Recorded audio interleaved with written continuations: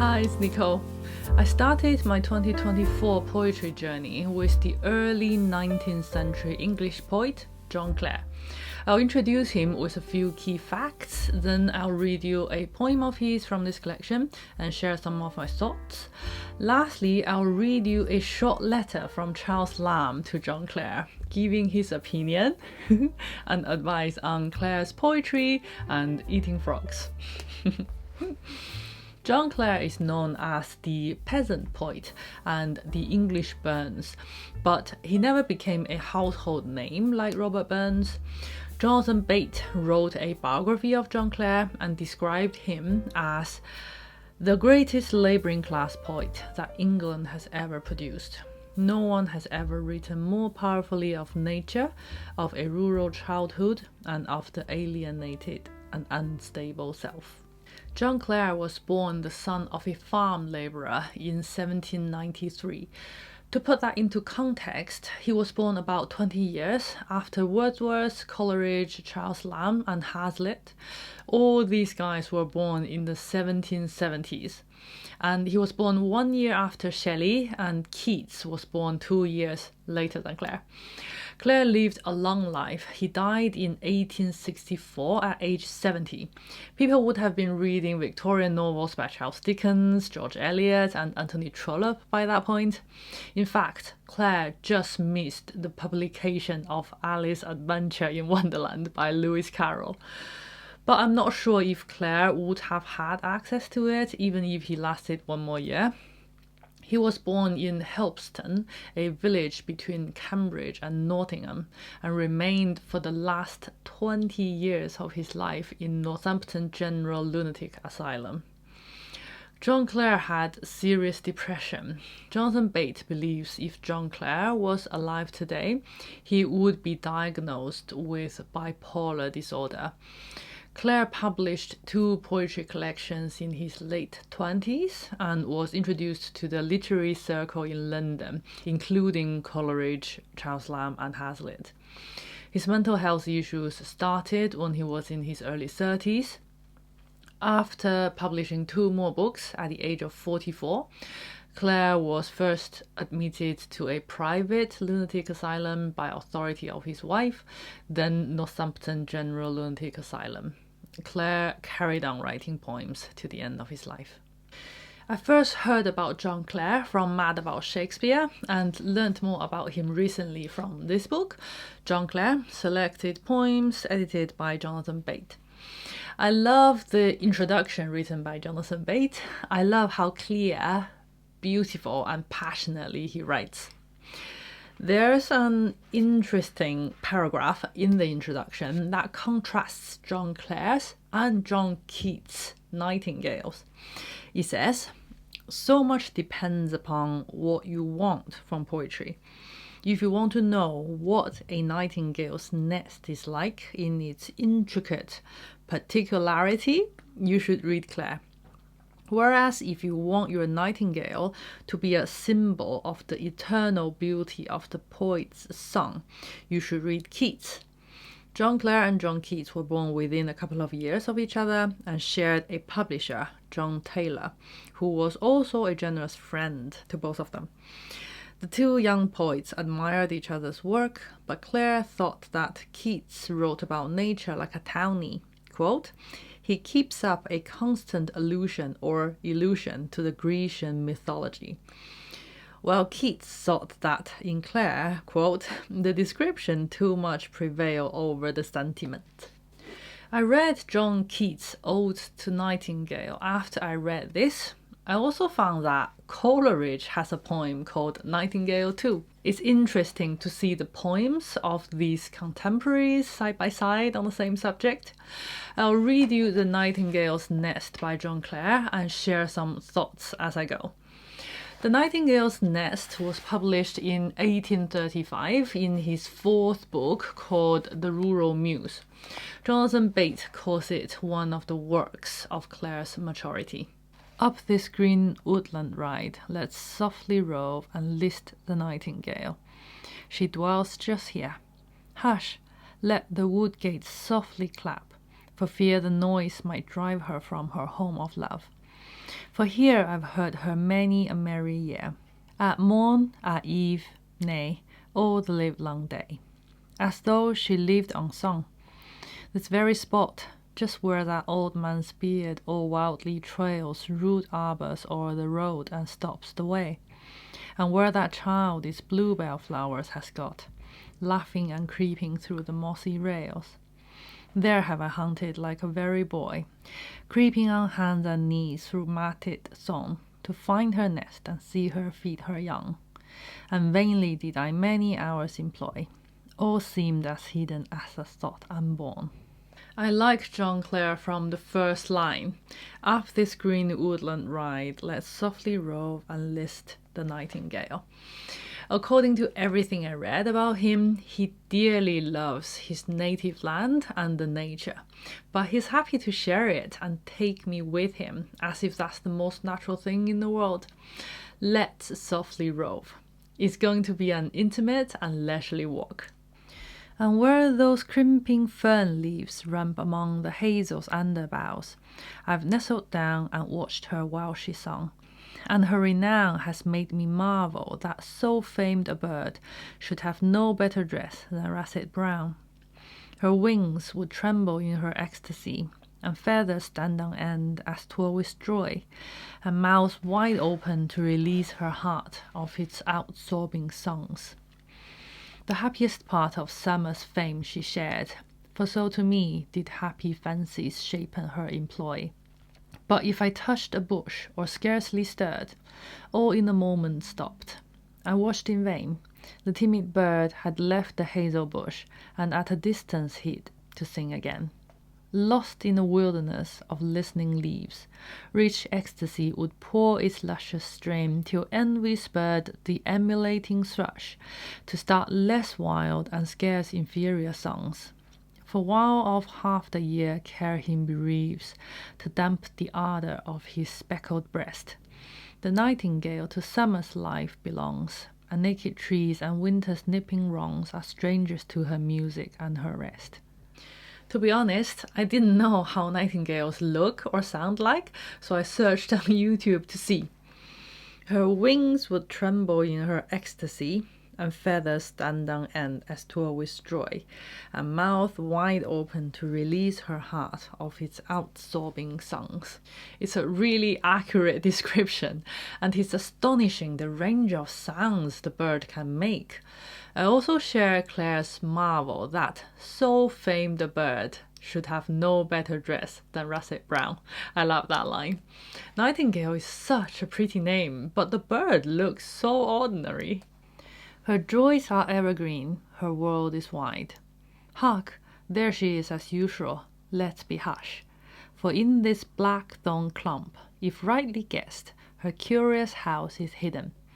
Part aside these hazel branches in a gentle way, and stoop right cautious neath the rustling boughs, for we will have another search today, and hunt this fern-strewn thorn clump round and round, and where this seeded wood grass idly bows, we'll wade right through, it is a likely nook. In such like spots, and often on the ground, they are built, where rude boys never think to look.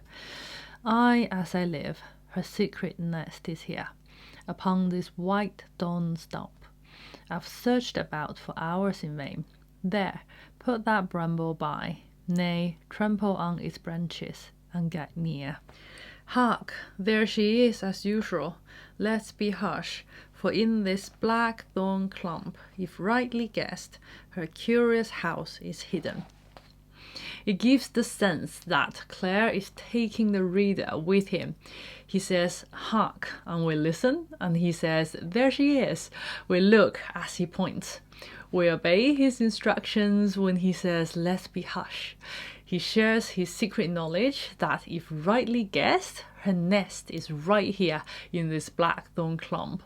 Then together, we part aside these hazel branches in a gentle way and stoop right cautious neath the rustling boughs, for we will have another search today.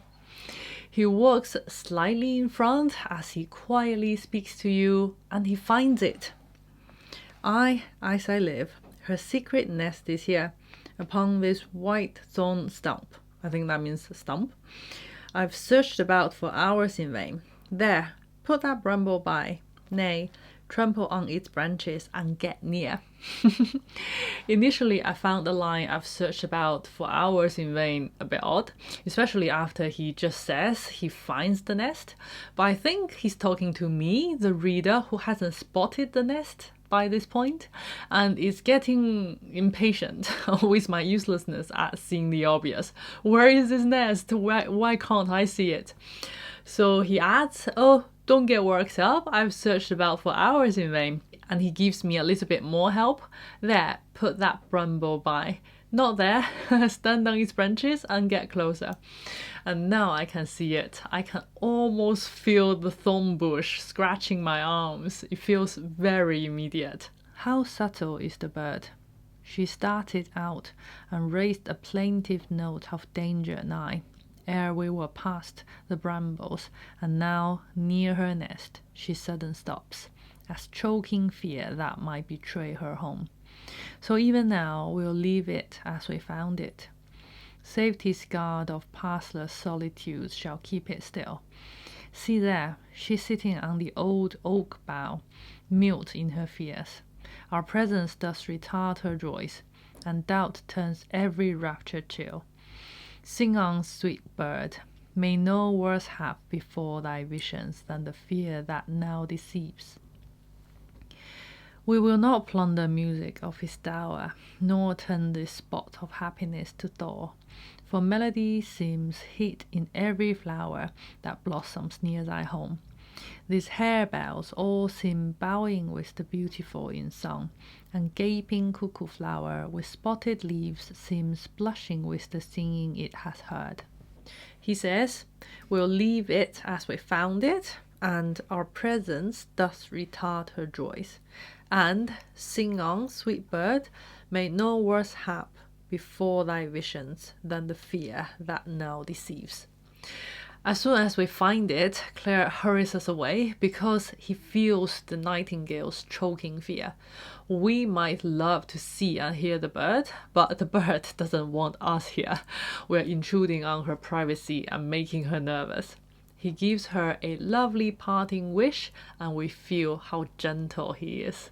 How curious is the nest! No other bird uses such loose materials, or weaves its dwelling in such spots.